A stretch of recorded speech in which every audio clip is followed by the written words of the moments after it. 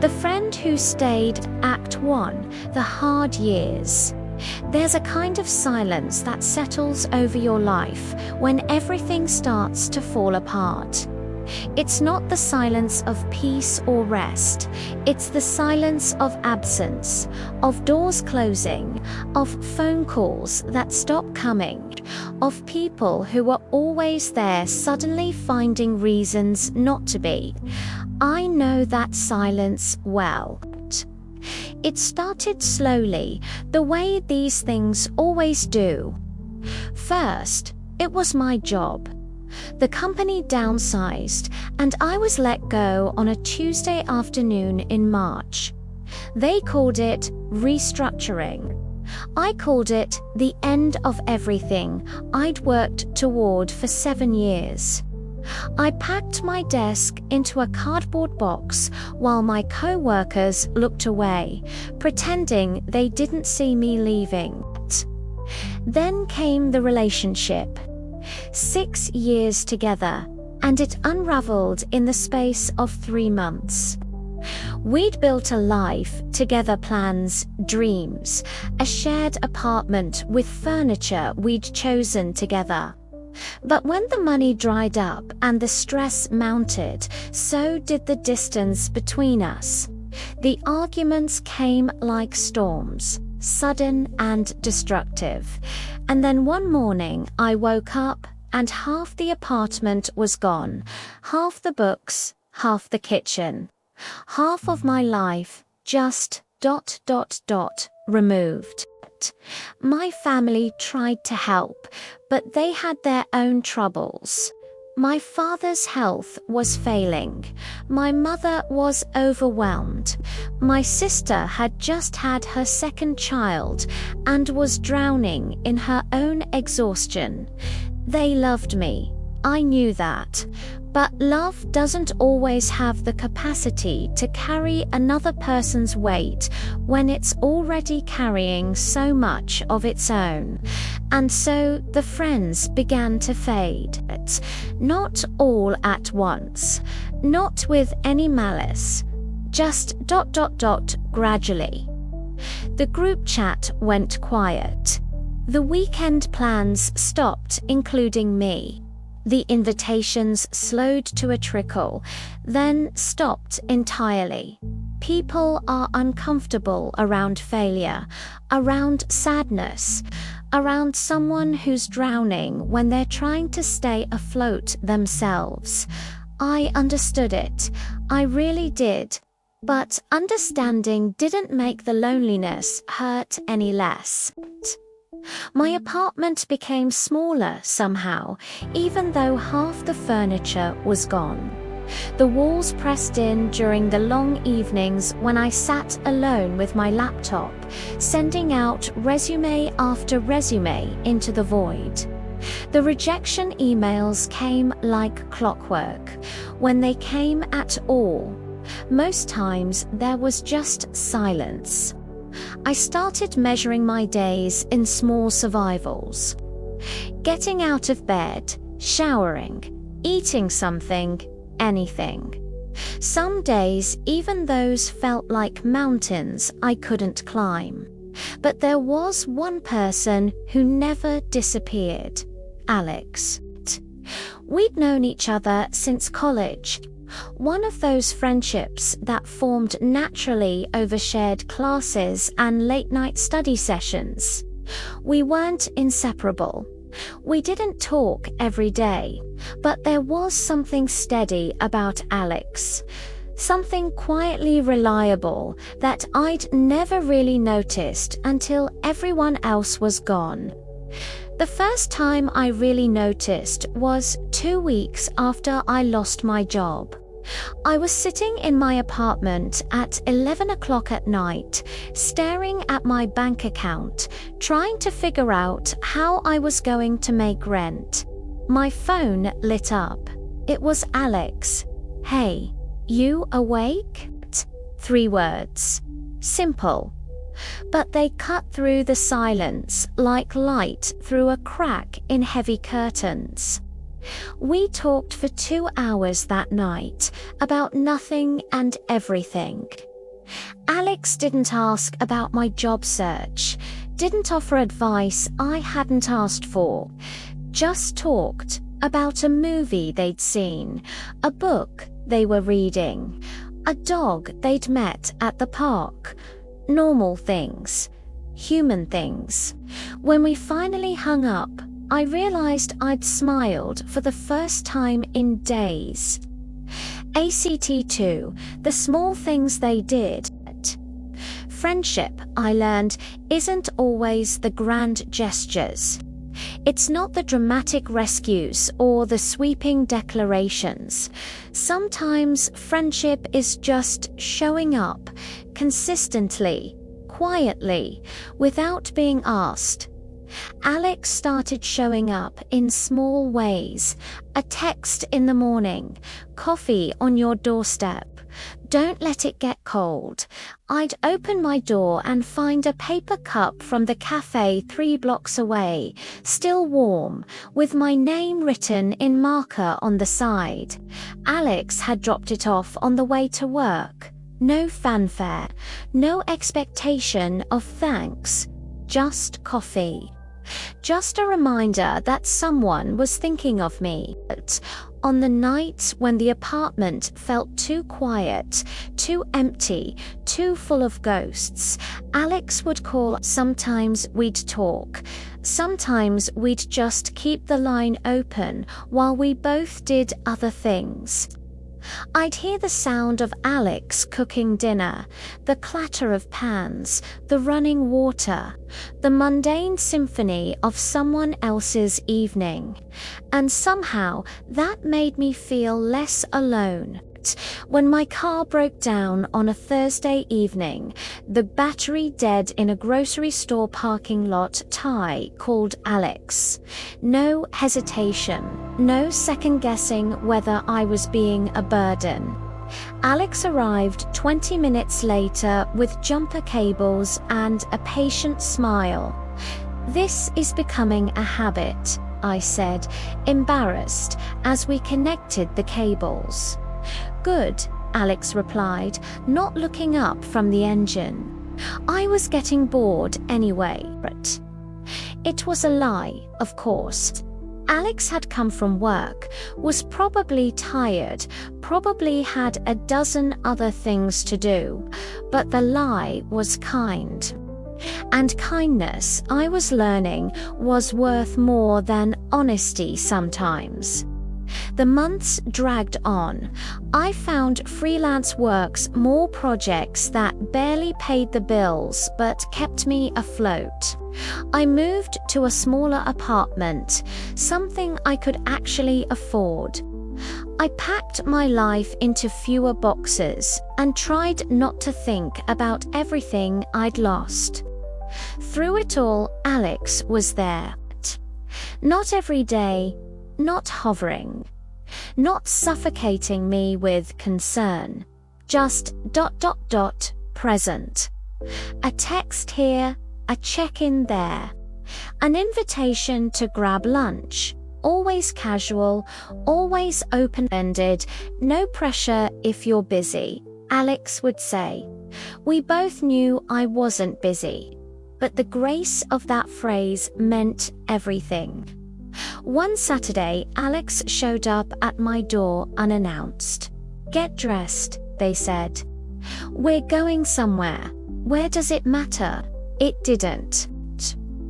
We drove out of the city, windows down, music playing softly.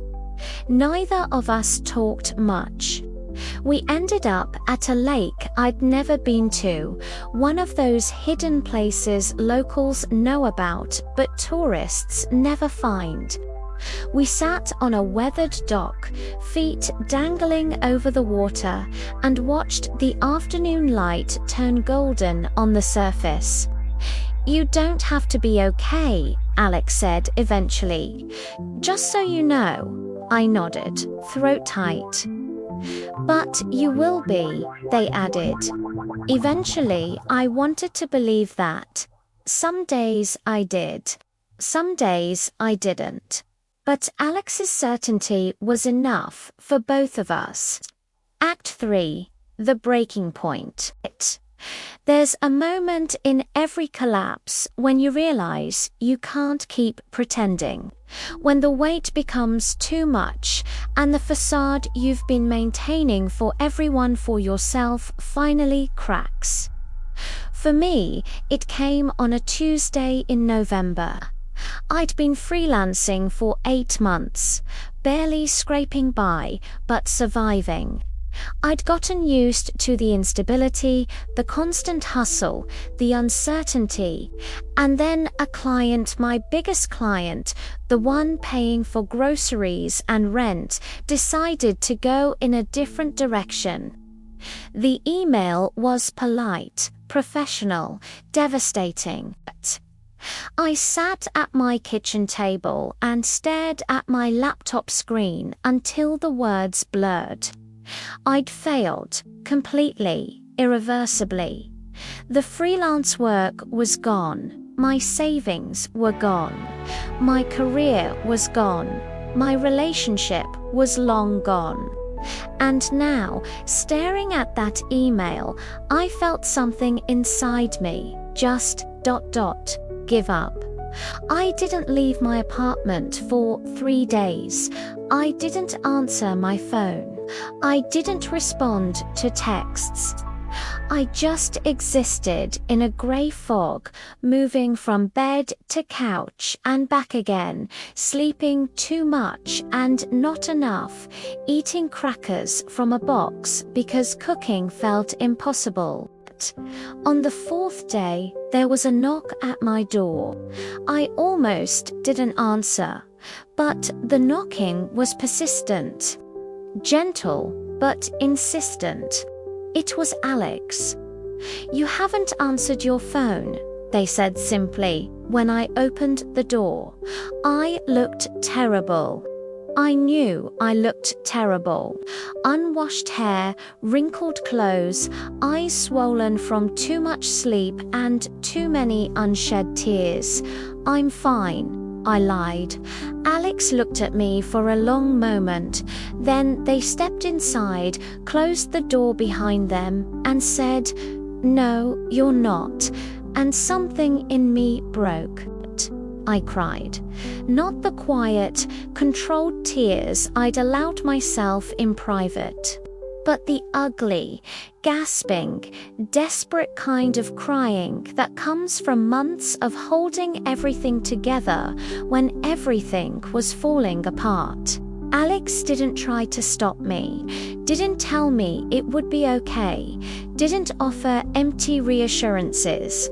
They just sat beside me on my worn-out couch and waited. When I finally caught my breath, Alex spoke. "You don't have to have it figured out," they said quietly. "You don't have to be strong right now. You just have to be here." "I don't know if I can keep doing this," I admitted. The words felt dangerous to say out loud. "I don't know if I have anything left." "You do," Alex said with absolute certainty. "You have more than you think, and you don't have to do it alone." They stayed that night, ordered food, made sure I ate.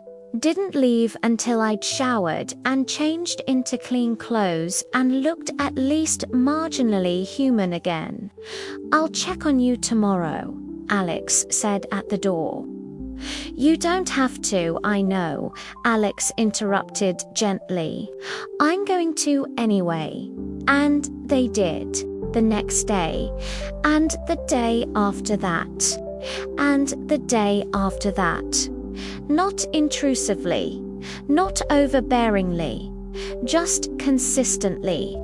A text in the morning, a call in the evening.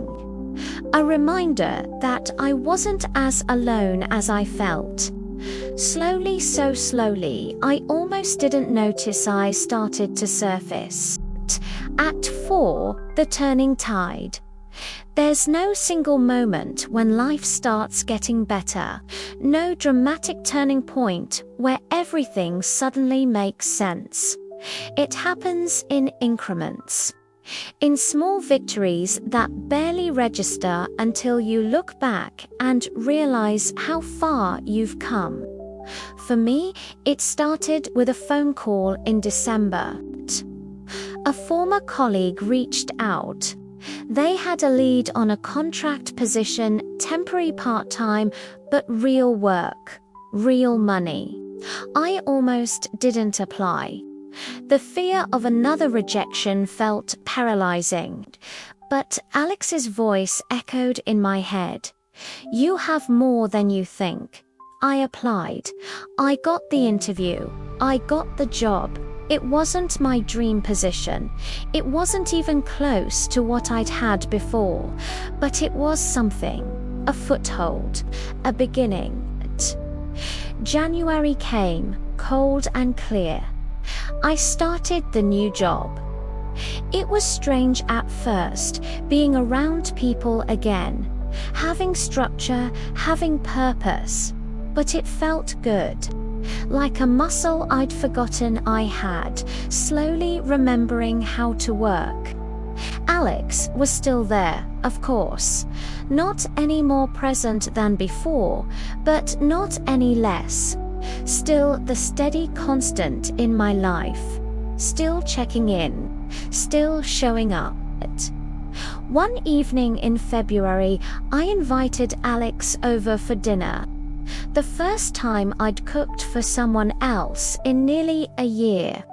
It was simple pasta salad, nothing fancy, but I'd made it myself. And that felt like victory. We ate at my small kitchen table, and I realized I was laughing. Really laughing. Not the polite, performative laughter of someone pretending to be okay, but genuine, belly-deep laughter at something ridiculous Alex had said about their co-worker. "This is nice," I said when we'd finished eating. "It is," Alex agreed. "Thank you," I said. "For ... everything. For staying." Alex shrugged, uncomfortable with gratitude, the way good people always are. That's what friends do. But I knew better now. That wasn't what friends did. That was what some friends did. The rare ones, the real ones. Spring arrived slowly, the way it always does after a hard winter. The days grew longer. The air warmed. I took walks in the mornings before work, breathing in the smell of rain on pavement, watching the city wake up around me. The contract position turned permanent. Not my old job, not my old life, but something new. Something I was building myself. I started seeing people again. Reconnecting with a few old friends who'd drifted away. Some of those connections took, some didn't. I learned to be okay with both. One Saturday in April, Alex and I went back to that lake. The same weathered dock, the same quiet water. But everything felt different now. "You made it," Alex said, feet dangling over the edge. "We made it," I corrected it. The sun was setting, painting the sky in shades of orange and pink and purple. The kind of sunset that makes you believe in beauty again, in possibility. "Do you remember that night," I asked, "when you came over and I was ... falling apart?" "Yeah, you said I had more than I thought, that I didn't have to do it alone. I remember." "You were right." Alex smiled. "I usually am." I laughed, and the sound carried across the water, light and free. Act 5. The realization. There's a clarity that comes with survival, When you've been through the worst and come out the other side, you see things differently. You understand what matters, who matters. It's been a year and a half since I lost my job, since my relationship ended, since my life fell apart in every measurable way. I'm not where I was before. Honestly, I don't want to be. That version of my life, the one I thought was so stable, so secure, it was built on sand. Beautiful sand, but sand nonetheless. And when the tide came in, it washed away. Now I'm building on rock. Slowly, carefully, with more intention and less illusion. My apartment is small, but my job is steady, but not everything. My life is quieter, but richer.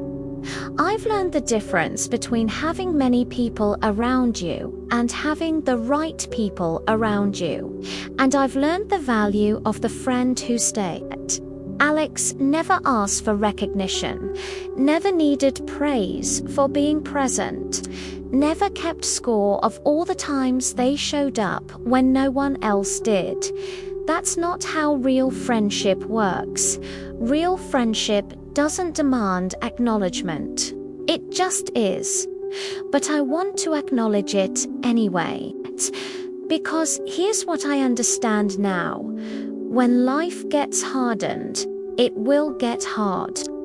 For all of us, eventually, most people disappear. Not because they're bad people, not because they don't care, but because they're scared. Because discomfort is contagious.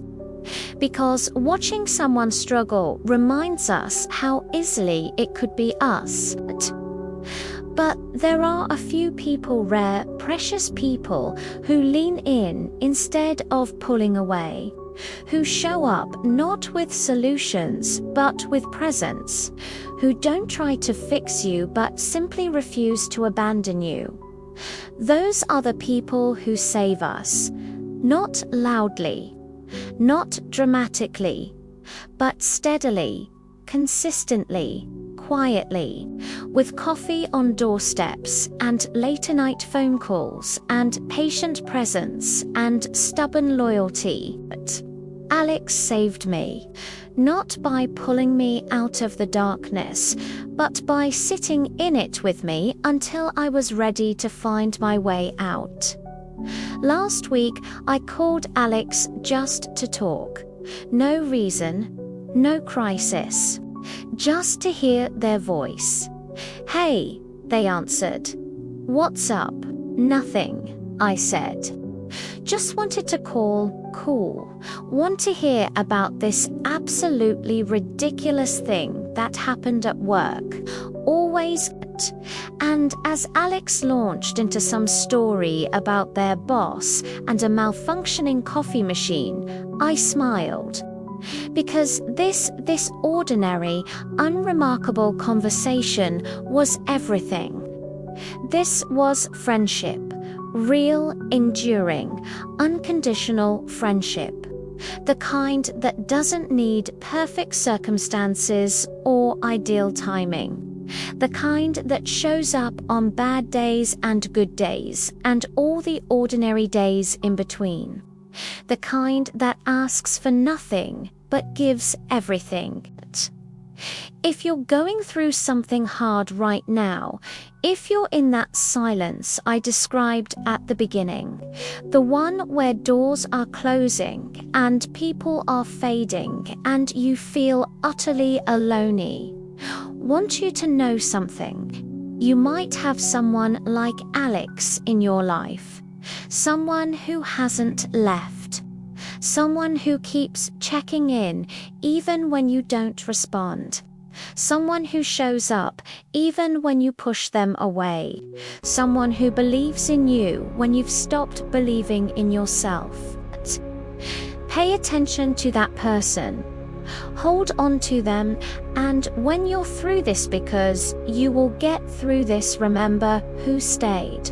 And if you are someone's Alex Sif, you're the one who's been showing up, who's been staying, who's been holding space for someone in their darkness. Thank you. You might not know how much it means. You might feel like you're not doing enough, but you are. You're doing everything. Some people don't save us loudly. They save us just by staying. Alex taught me that, and I'll spend the rest of my life grateful for the lesson. And if this story reminded you of someone ... share it with them, because they deserve to know what they mean to you, because loyalty deserves recognition, because the friend who stayed deserves to know they were seen. Share your thoughts below. Subscribe for more stories that stay with you. The end.